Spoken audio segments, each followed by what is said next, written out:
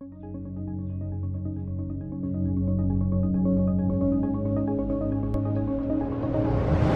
guys, MrPopZit here. I know you guys like follow-ups. This is the angry neck abscess that got like 1.3 million views just in the last like 2 or 3 months. He came back in. We always talk about on these abscesses when it's a cyst that's burst inside, there's no way to get it all out. Even though it looks like a lot of times we got most of it out, we're kind of scraping the bottom, but it's so tender when it's inflamed, we don't go real deep and real hard. So eventually, usually within a couple months to a couple years, that little cyst will start reforming. This is a perfect example of that. We catch it early, right when it's starting, wherever there was cyst contents left, and we do a focused little punch or a small excision like we did here. And that should remove out the remaining part of the sac that was trying to reform, and that should be the end of it. You can see in this video, I kind of see in and look around, and it's just a little empty pocket in there. It doesn't look like there's any other cysts. So that should be the end of it, and thanks for popping by. This is kind of the end of that story, abscess to cyst to nothing. So that's it. Thanks again. Hey guys, MrPopZit here. This was our large neck abscess that a lot of you guys saw the drainage. It was quite, it was 3, almost 4 centimeters across.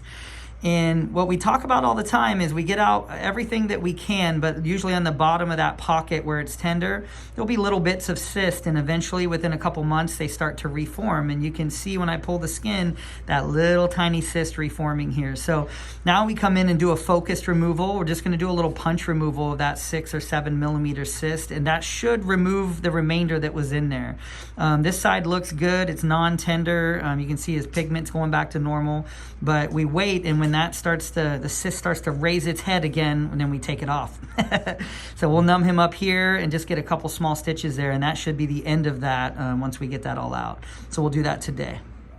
Okay guys, we got him nice and numb here. This one's small enough we can kind of pull and just do a little punch. We're trying to make a pretty small scar for him here. Let's see if we can get it out of there. Get a scalpel too in case I want to cut it a little bigger. That's good.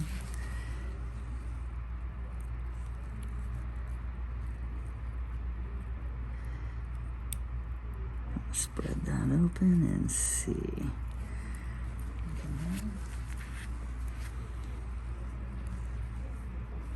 What we're gonna run into is a lot of scar tissue, which is normal. Which I usually have to bring my blade out for, but I can see that cyst right there.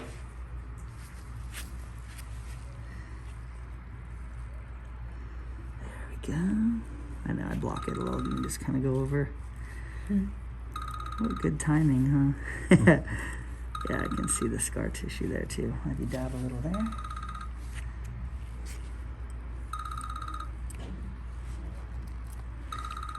Perfect. There we go. And we can see a perfect little sphere right here. Right there. There's a little scar, this white scar tissue under it. I'm gonna cut that off right there. And then if I squeeze this, you'll see cyst material. And this is actually pretty small, just 4 or 5 millimeters maybe. And that's like a little egg there. You can kind of see that cyst wall. We got the whole thing. It was a nice little egg right under that, that's over the scar tissue, and then that skin was where we had cut them before.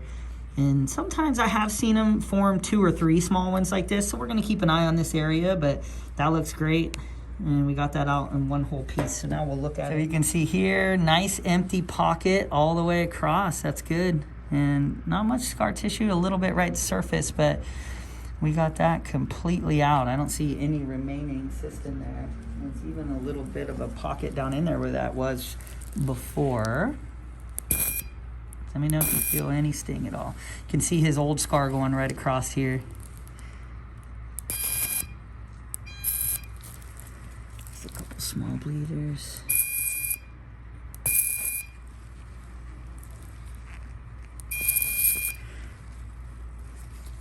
And it's a common thing you'll see on my abscesses. People say, oh, that's gonna come back. And we expect it to, because it's so rare to get an cyst entirely out of a really inflamed abscess, especially the inflamed ones like this.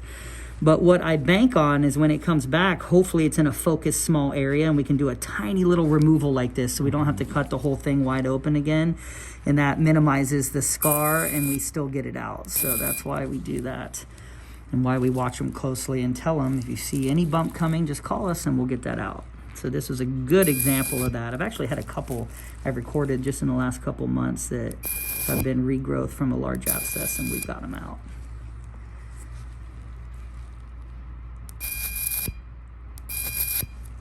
Good, a couple little stitches there, and that's gonna be just a tiny little opening. Closed. I know when I'm right-handed, it's way better.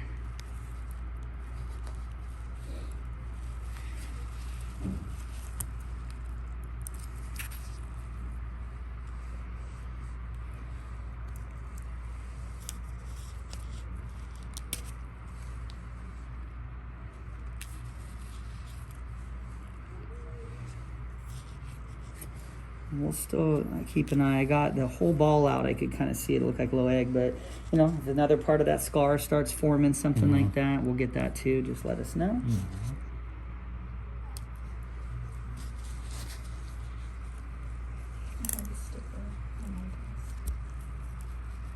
Sticker. Good. Yeah. Perfect. His label, should I say? Sticker label. Sticker label. That's good. You can dab one more time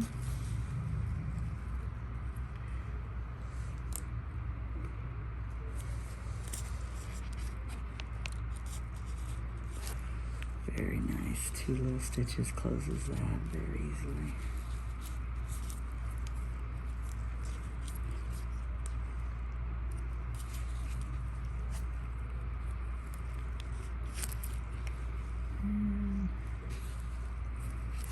That should do it. Cut that.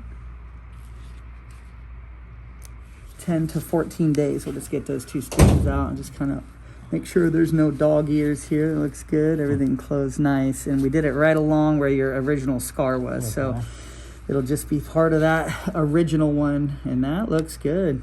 Nice clean closure. So we can come up here.